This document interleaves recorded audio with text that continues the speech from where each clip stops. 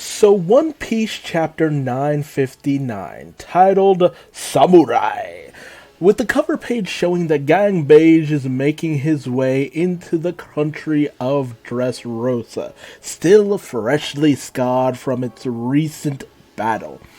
And by recent, we don't really have a time frame on how long it's been since that battle went down. I really have to wonder about that. But regardless, we cut to 2 days before the battle, as Kinemon is reassuring himself about the 4,200 men who will be joining them in the battle on Onigashima. And he is all too thrilled about all the support that they'll have. It looks like all the various boats have been built and are ready to go. Usopp is still making the plans about where he should leave the Sunny in terms of where they should be at. All the Minks have been helping out as well in terms of building and all that good stuff. They're starting to raid Wano. The Udon prison mine in order to find all the various weaponry that's hidden within there. They're planning their routes, they're planning everything out. Everything seems to really just be coming together. And on top of that of all things, we also have I think it's old man Hitetsu, who is telling Luffy, Chopper, and Brook that they can borrow some samurai armor. And they get all decked out and nice and fancy in this really cool looking armor. And even Carrot and Robin think they look pretty nice. Although, while Carrot seems to have more of a childlike, oh yeah, you look so badass, with Robin is more of like a patronizing, oh you look so good dear, it's wonderful, fabulous. We also have a nice moment where Sanji and Zoro finally start to get into the difference in their bounty, with Sanji just poking in the fact that his bounty is now higher than Zoro's, and Zoro even slices more of that cliffside he sliced off before off, and Nami has to get in between the two of them.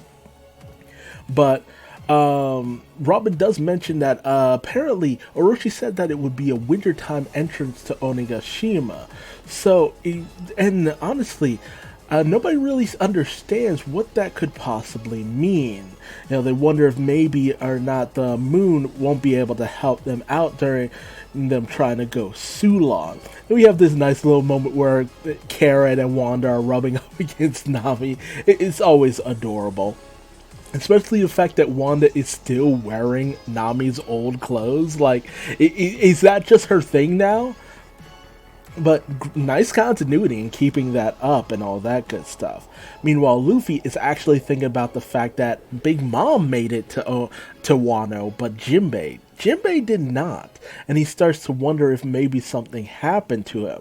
Although Zoro is the one who immediately thinks about the fact that,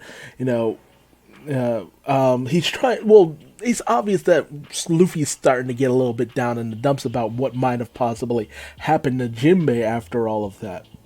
But Zoro does his best to try to reaffirm Luffy's own thoughts that Jinbei will show up and join them in the battle at some point.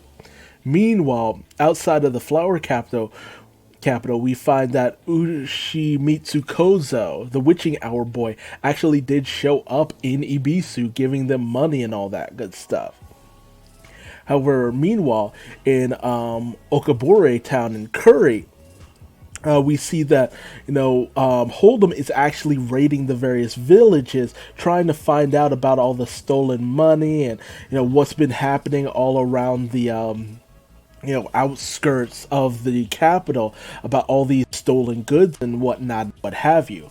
Only for the various men to go gossiping that, it must be for the revolution, and they don't want to be outed. So Suru comes out and actually tries to lead Hold'em to where apparently all of that stuff is being held, basically trying to cover for everyone.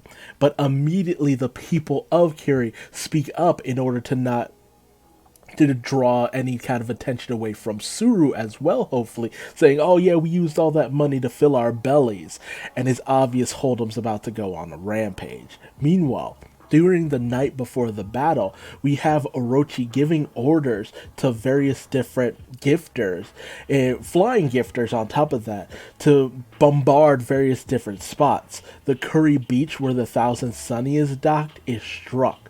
The bridge between Kibi and Udon struck down.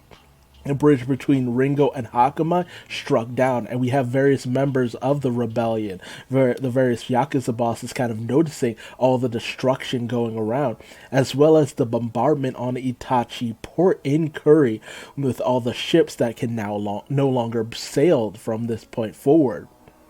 And it's become very apparent, very, very apparent, that Orochi must have some inside knowledge about everything that has happened.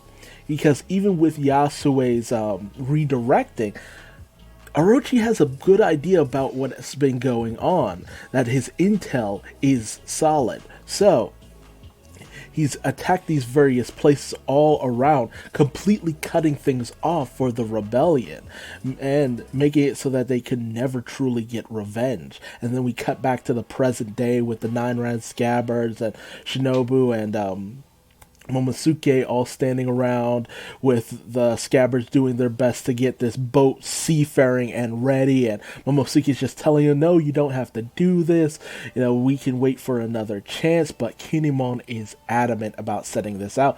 They don't have any more time. The chances of them making it all the way to another year is very unlikely, in them trying to hide and gathering scraps and all that much. There's only so much time before they just end up captured or executed because of some stupidity or what have you. And, the fact that the people of Okabure Town, they heard about, them suffering because of their crimes, the fact that that village was burnt to the ground because of them, they have to do this now. Too many have been sacrificed, Kinemon's wife apparently included. So, Kinemon begs Lord Momosuke to just let them do this. And, with Momo wondering what might happen to him, but, Raizo is just like, look, you have to just live on, find Lady Hiyori, find your sister. But Momosuke's just scared because he's always had someone by his side. But Kinemon explains that your father started out as a loner too. He, grew and gained allies. He gained all of this through just being the person that he was. And, they beg Momosuke to just let them in this very last moment, should death very well end up coming for them. He begs that they be Lord Odin's samurai up until the very end. And then we flash back to the story of Kozuki Odin. Kinemon thinks back to when he first saw Odin, how Odin would boisterously come through the town, the capital, talking about how the isolation is all tied into the Kozuki clan, and that over time there will come a day when the shift will begin and the borders of Wano will fly open. We then cut to 41 years in the past, where we see everyone being like, hide your daughters, hide your wives, hide your kids, hide your livestock. Because he taking down everybody out here. It's Kozuki Odin. He's back into the capital. He's tried to set sail for the umpteenth time to get out of Wano. And while everyone is immediately on the lookout for kicking Odin out of their country, Odin is all too willing to get out of there, as this place is just too cramped. And Odin comes walking in with the strut of a total Chad. So I'm so glad to see Odin. The flashback begins here. It's obvious that Orochi has some kind of inside man, but who that person could possibly be is anyone's guess, honestly. Because really, who? It could be anyone. And to actually betray everyone this way just really raise some questions about what could possibly be going on. Where are we going with all of this? But now we're in flashback territory, so those questions will have to be on hold. but I look forward to the answers. But tell me your thoughts and feelings in the comment section below. How did you feel about us starting the flashback here? And how do you feel about the initial introduction of Kozuki Odin? And what do you think about Orochi and his plots and plans? There's no way we're just ending things this way. There's no way the Sunny has been destroyed. But it really does beg the question, exactly how do our heroes make it out of this situation? And there's also the factor of Jinbei that's been brought up. What happened to him? Where is he? And at what time will he finally return? You know, he keeps trying to catch up to the Straw Hats, but he always seems to swing and miss here and there. So again, tell me your thoughts, feelings, and theories in the comment section below. Subscribe and hit the bell icon, that way you never miss out on another One Piece chapter review in my great game of catch up. And if you want to find me on social media, just Google Duuz-Diz-Din. I'm everywhere for better or for worse, but remember, no kids. This is for adults only. 13 and up. Whatever. But until the next video, I just want you to remember that your heart and spirit should always be shining brilliant. Brilliant as a samurai. Until next time, I'm Duuz-Diz-Din, and I'm going to bed. Bye-bye.